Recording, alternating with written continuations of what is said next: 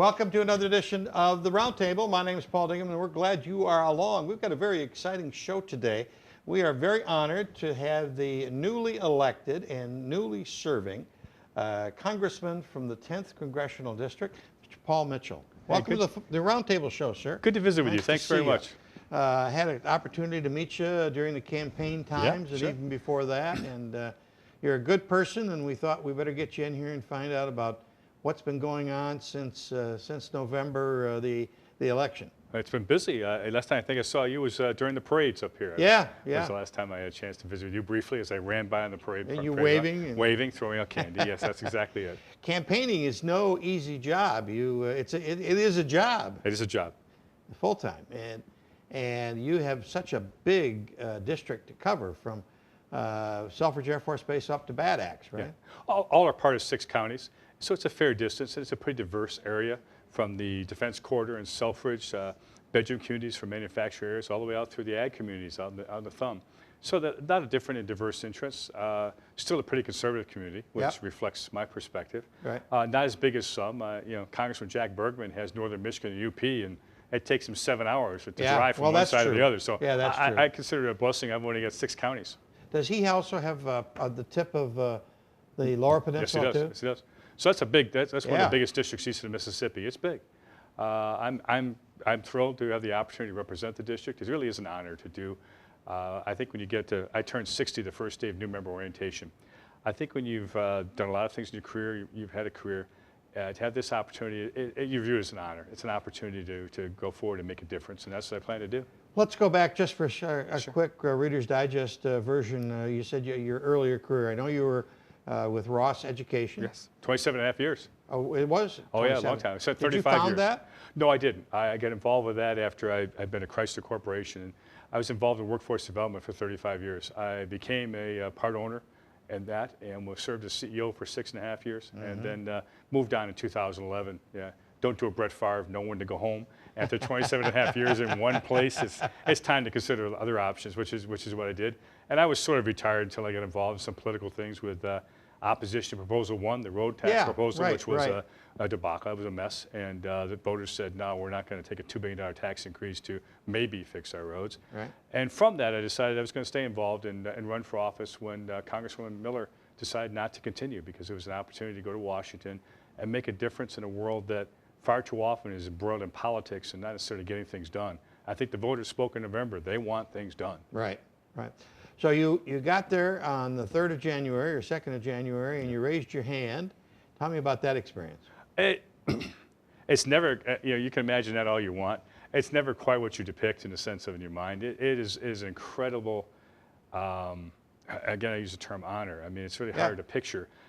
I grew up with 6 brothers and sisters. My dad built trucks on the line, and Mom worked at the Salvation Army.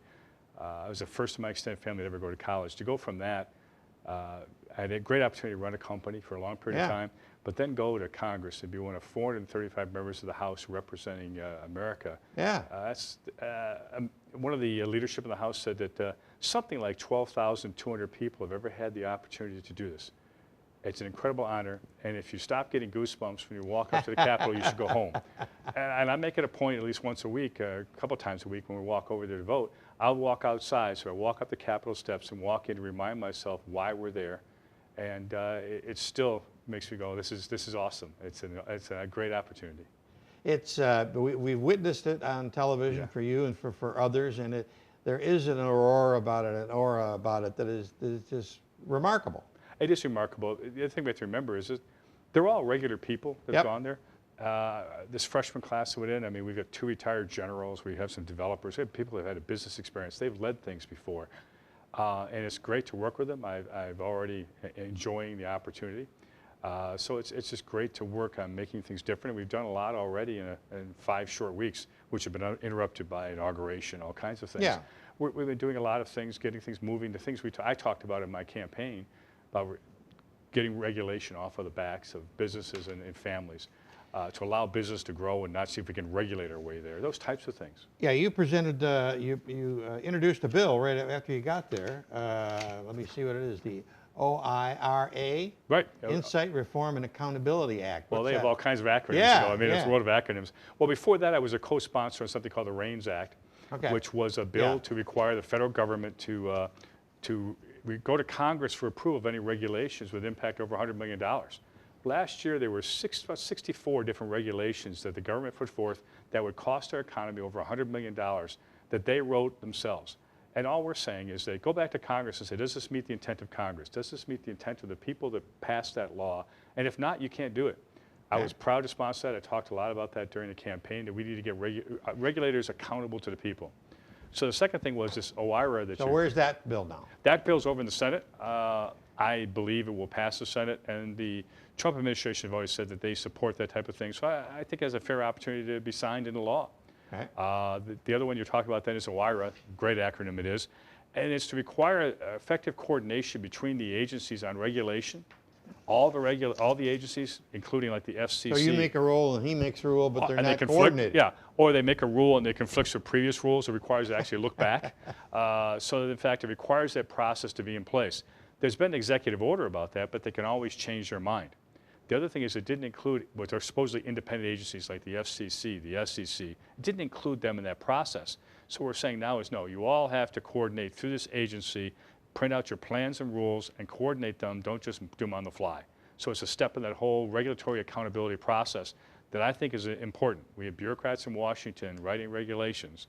They've never been outside their cubicle, some of them. We need to get them accountable to us. Local governments from time to time codify their rules. Is that the sort of similar kind of thing you're trying Well, to? this would codify. This would put in statute rather than have it be an executive order for our IRA. So it would, which I think is an important thing to do.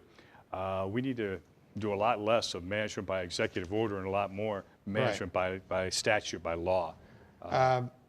Speaking, alluding to that, there's been a deluge of executive orders back from Obama and also from Trump. And you think that's not necessarily a good idea. They should come to Congress, shouldn't they? Well, I think an awful lot of the executive orders we've seen from the Trump administration thus far has really been to kind of undo things that were done by the previous administration. There have been some that haven't, but an awful lot have been focused on that. And I think they're appropriate to do. I think that the way the Constitution was designed, legislation, statutes should go through the Congress. That, in fact, they should go to the president if he wants to pass something, put something in place, present legislation to be considered by Congress. That's the way the Constitution was designed, and we ought to respect that rather than distort it. I tend to agree with you. There's been a lot of it on both sides, both parties, and numbers of presidents that have done it over the last 10 decades. Yeah. Especially the last 20, 30 years. It's become a way, on both sides of the aisle. Yes, sir, it has. Do you find the freshman congressmen from the other side of the aisle are as interested in you and trying to get things running again? Oh, I think so. There's some of the inevitable political posturing that happens. You've seen it, and that happens. We have to remember, I've asked people ask me about it, why it seems to be so partisan, so much bickering. It's really, Well, 90 to 95%, some of that gets done by Congress, gets done on a voice vote by consensus. Part of it is you get the media blowing it up, oh, there's a big battle over whatever. There's a handful of things that people disagree on. We could list them. And when they disagree pretty vocally, pretty actively. Other than that, most things get done by a voice vote. Most things we agree about. It's that small percentage we don't, and when we don't, we disagree. I think things get done.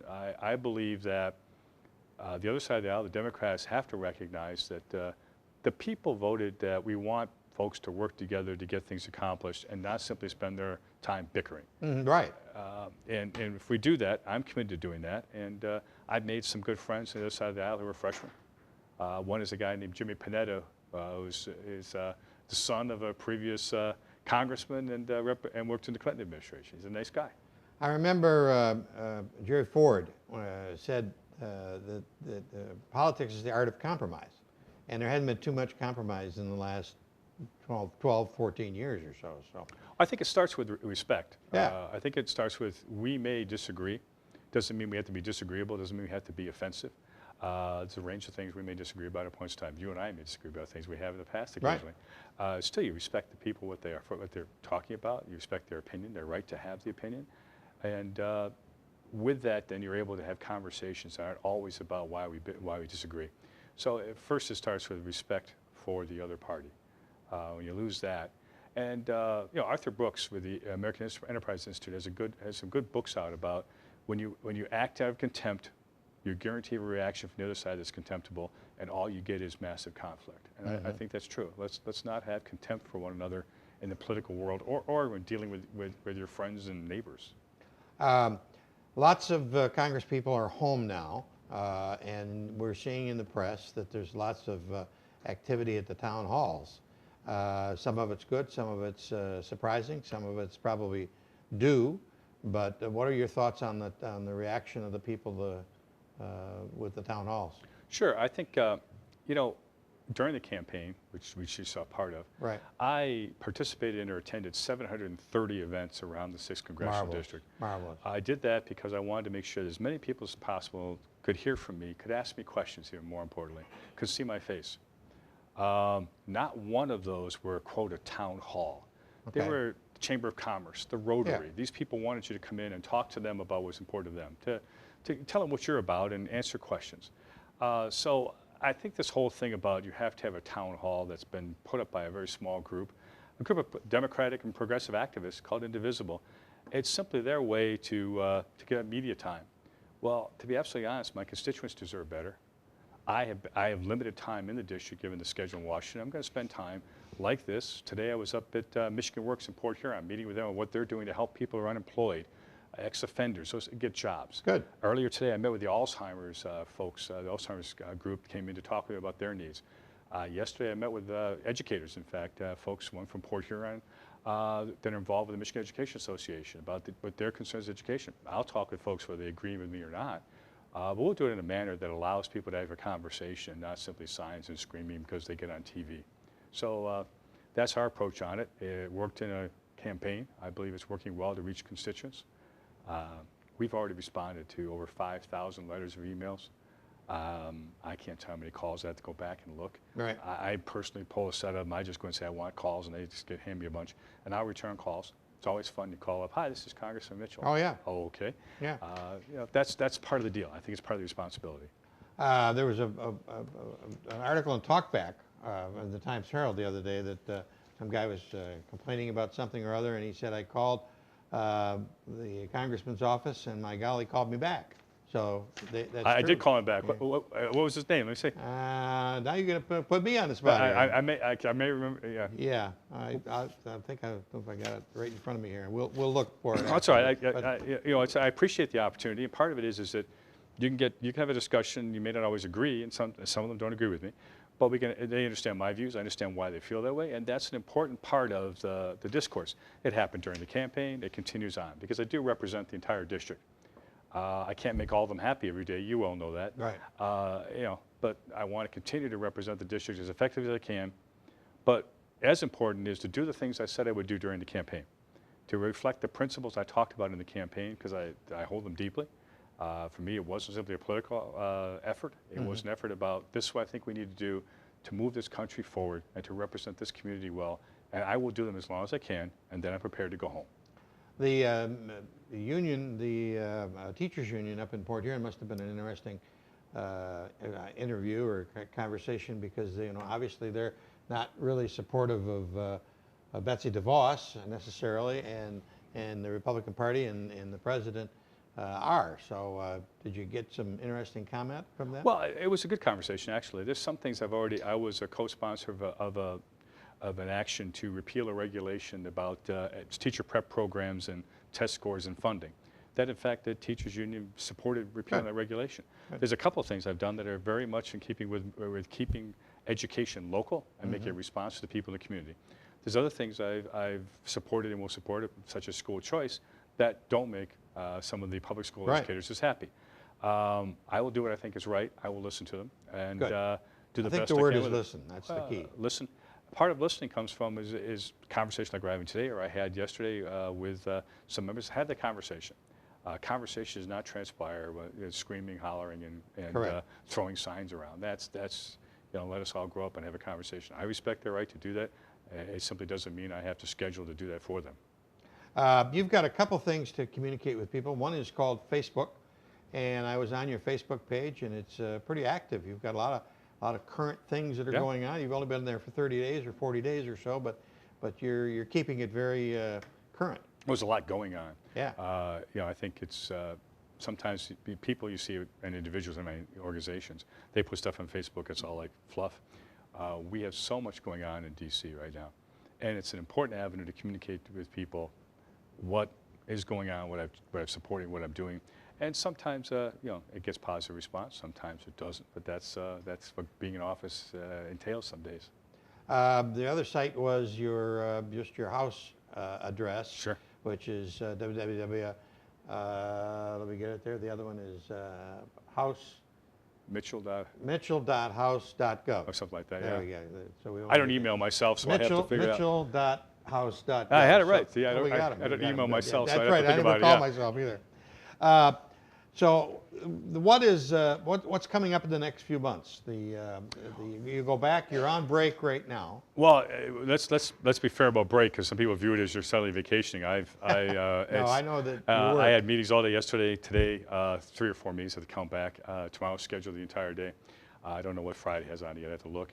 So it's what I call back in district, and it's an opportunity to do that. And I've only had 5 or 6 days total in district in the last 40.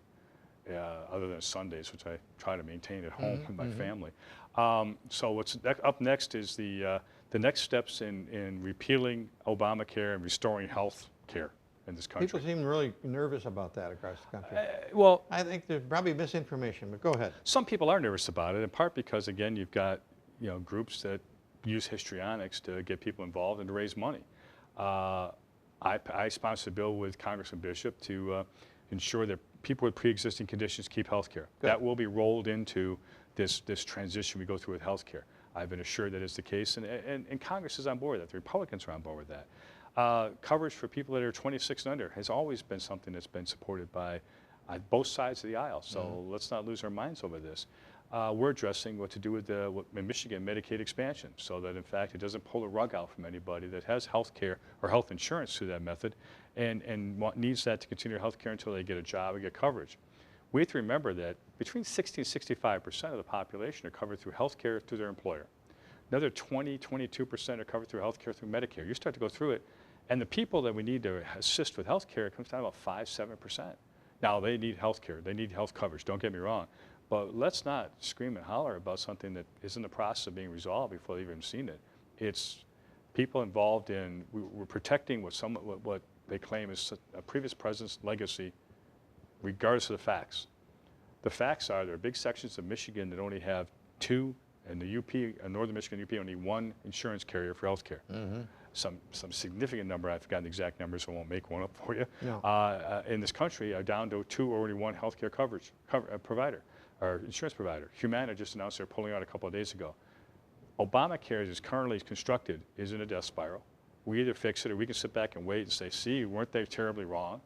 Well, didn't they get this? That. No, well, it's irresponsible. It's irresponsible for all of us to depend on health care.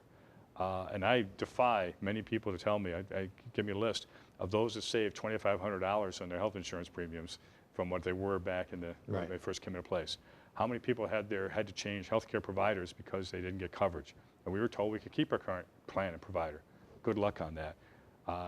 People were lied to, and in my opinion, that's immoral. The border along the St. Clair River and most of your district butts up against Canada. There's a tremendous amount of conversation about immigration and people swimming across the river and bringing drugs and other bad things. What are your thoughts on the whole immigration and ICE and all that kind of stuff? You know, the thing that's gotten more conversation even than immigration, we certainly can talk about that, is the nuclear waste in Kincardine. That has generated a lot more in terms of calls to my office, in terms of concerns, because that's a immediate, underlying thing. I did a letter the 13 members of Congress from around the Great Lakes signed to President Trump requesting the administration engage with Canada to deal with this issue in Kincardine, to find a more responsible way to deal with the nuclear waste that they have than put it in a deep well a mile off of Lake Huron. Along with that, I advocated as far back as December 2015 that the United States had a problem. We have spent nuclear fuel relatively close to our Great Lakes, Fermi, Palisades, all around it. We've got Yucca Mountain, We put billions of dollars into building Yucca Mountain, and we did all kinds of research, and we haven't used it because of some deal cut between Harry Reid when he was there and President Obama when he first ran for office. So Yucca Mountain has sat there. Every study in the world has indicated that that's a safer place to put our nuclear waste. We ought to take care of it and not have it sit on the shores of Great Lakes. So while I call out Canada for it and urge Trump administration to move forward with that, the United States has to use Yucca Mountain. We need to deal with that problem before it becomes something that would be catastrophic. We can't be yelling at somebody else when we got our own. Well, take care of it. Be honest about it. Let's take care of our end of things too. Right. Immigration, I think, there is a concern. We saw, I can't remember what it was, so it wasn't all that long ago that they stopped 4 people that were coming across in a boat in the Black River, 4 Polish immigrants that didn't have visas or passports. Why they're coming here, I don't know. I mean, it's conjecture. For the pizza. Could be. I thought of that. Could be. Or a better deal at Walmart. I don't know. But, the thing was that we need to deal with our illegal immigration problem. And then we need to deal with our immigration system that is really literally outmoded the criteria we have. For example, you're more likely to get access to the United States if you have family here, regardless of your skills. But someone that's highly skilled, say graduated from an engineering program at a college and wants to stay here, their odds are far lower to get to be here. Now, I understand family connections, cousin, uncle, whatever you want. Right. But the reality is we need people that contribute to our economy as well. We need to fix our immigration system, which has not been updated in eons. I can't give you an exact date, but yeah, and that's the sad part. Both Republicans, Democrats, all the different presidents for the last 40 years have come in and talked about they're going to do something with immigration, and nothing ever gets done. Well, here's the crux of it. The crux of it is all around one issue, in my opinion. Okay. It's about citizenship for people that came here illegally. Oh, okay. That's the whole crux of what they want to fight. What people are fighting about. And I will tell you, my perspective on it is, I will never vote to grant citizenship to somebody that came here illegally. First, they came here illegally. Okay. There's a variety of other things we can do that in fact doesn't have to throw them out. That's not the point. But citizenship is wrong. And the moment in time we do that, we set an incentive that if you can get in the country, you just get here and you can hide out somewhere long enough, magically you may become a citizen. That creates a tremendously bad incentive. We can't do that. There's a variety of things we can do to deal with immigration. But the one argument is around, do we have, you hear it all the time, a pathway to citizenship. Right. I'll talk about a pathway to legal status, but not citizenship. But can't Congress just go ahead and change some of the immigration laws and still have that issue in the middle? Or, I mean, can't you make some decisions and some changes? I think you'd have to call Nancy Pelosi about that. But I don't think, she's not been very amenable on this subject. I think, never mind her counterparts in the Senate, we could pass something in the House, I believe. I guess I'm the guy in the middle that's saying, wait a minute, we've been talking about this for 40 years. And the problem's gotten worse for 40 years. Yeah. And can't we come up with some way to do something, even stopgaps along the way, and say, I don't know, I'm just confused. Well, it's most people are confused. Why can't we solve it and solve it? You're right. Sure, justifiably. And I think and for one issue to hold back some kind of changes seems not right. It's a pretty significant issue. It's not small, and you have to understand on a political basis, some of the opponents, some of the folks on the other side of the aisle, the Democrats, use this as a means by which to try to attract voters to their perspective. An awful lot of what happens, and what Trump did in the election, and give him credit for. I mean, he did similarly well in this district as I did in terms of percentage of voters voting for him. No, you did better.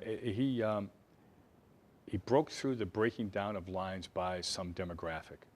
A lot of the routine working guys, union guys, voted for Donald Trump. Mm-hmm. He broke through a variety of lines and no, they'll never, they're Democrats and they'll vote. Our district, including Macomb County, voted for Trump, and they haven't voted for a Republican president in 30 years. All right. Yeah, that's amazing. Part of it is that when we move beyond the association by demographic to talk about the issues that are important to them. Rather than categorize people, let's talk about things that are important to them. Jobs, our economy, our tax code. Talk about things, how they're going to fix that, rather than categorize people that, and we'll see. You'll see if the Democrats, the Senate has got a big swing coming up in 2018. Mm-hmm. There's a lot of Democrats up for election in the Senate, in states that Trump won, won by a significant margin. Michigan's one of them. we'll see if the Democrats decide that they need to at least be willing to work with the Trump administration with some compromise on issues to get things done, or whether they'll go with the obstruct. So far, it seems like the obstruct is winning. If you look what's going on with confirmations in the House, the rate of confirming appointees has been at a snail's pace. It's the slowest in the history of since they kept records. It's too bad. It's embarrassing. Speaking of the White House, speaking of Trump, have you been over for lunch or dinner or breakfast? I have not been. I've not been over for lunch, breakfast, or although President Trump, I understand, does not drink, so I was going to say a beer, but no, I haven't. I did have the opportunity as a member of leadership. I was elected as a fresh representative to the leadership team. Oh, wonderful. Which is a great honor. And so I sit every week with leadership about what our issues are, what policy issues. As part of that, I was part of the leadership team that sat on the dais for the inaugural and went to the inaugural luncheon. Exciting. Which was, it is. My wife and I went to an inaugural luncheon, and it was pretty awesome.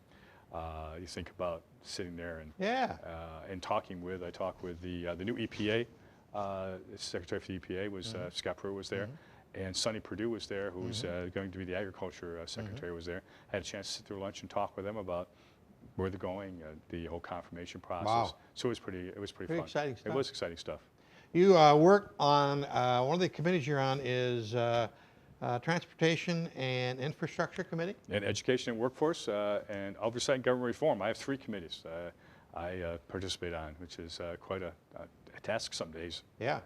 Are the meetings all running at the same time? Sometimes, not this week, but the week before, I had 3 hearings or markups in those 3 committees all at the same time. Luckily, they're all on the same floor, so I go from place to place. Washington's interesting. The most important thing I've learned about being in Congress is all schedules are malleable. It's just in private business, we don't do that. Right. But in Congress and those kind of places, that's how they work. I stress work in quotes. So you run from thing to thing, trying to contribute and make sure you're there for the appropriate time.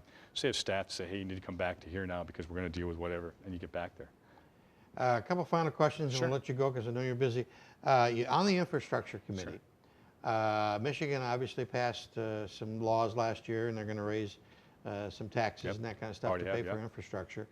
The new President Trump has great grandiose plans for infrastructure, but I hear and I read that maybe Congress will slow that down and say, well, wait a minute, who's going to pay for it? Well, is that what your committee looks at? Well, I think it is in terms of what infrastructure program is going to look like, and then the budget appropriations folks all talk about the money. I think it's not going to be slowed down as much as may be depicted. It is the third part of, there is a 200-day plan.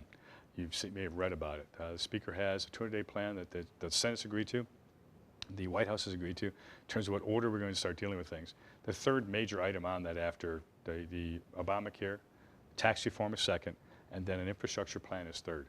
So it is the third on this hit parade. We'll be dealing with infrastructure by summer. So not as far off as some people would think. And in terms of the speed of Congress, it's light speed. You think about it this way, and I've talked with the Speaker about it. We complete reforming healthcare and restoring healthcare in America, and we get that underway and taken care of. We make meaningful, comprehensive tax reform. I do mean comprehensive. We get that taken care of. That's been over 30 years. Right. We get an infrastructure plan, and I think it'll emphasize private-public partnerships, not just throwing government money around. So it's more accountability for it. We get that underway and accomplished in this year. That's epic. That's stuff that people have been trying for decades to fix. Right. That would be epic. I mean, that would be more than many people have done in literally a decade, never mind multiple decades. So we're on path to tackle all those things, and it's a lot of stuff any given day. It's exciting. It's a great opportunity. It's a great time to be there. I can share with you that a couple of days after the election, I had a conversation with Candace Miller.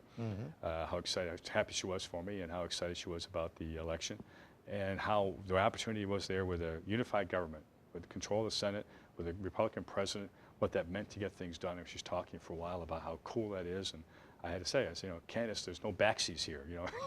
You can't come back. Sorry, because I mean, it's an exciting time to be there. I look forward to the opportunity, and I tell you what, we'll come back some other times. If you want to have an update about what's going on, we'll try to do that every month, 2 months. Yeah, whatever works for your schedule. Your district, your schedule. They let me out. Thank you. You're the busy guy. We're quiet here. I don't know if you're quiet, but it's good to see you. Good seeing you. That's about it for this edition of the Roundtable. Thanks very much for tuning in. Till next time, I'm Paul Dingham. See you soon.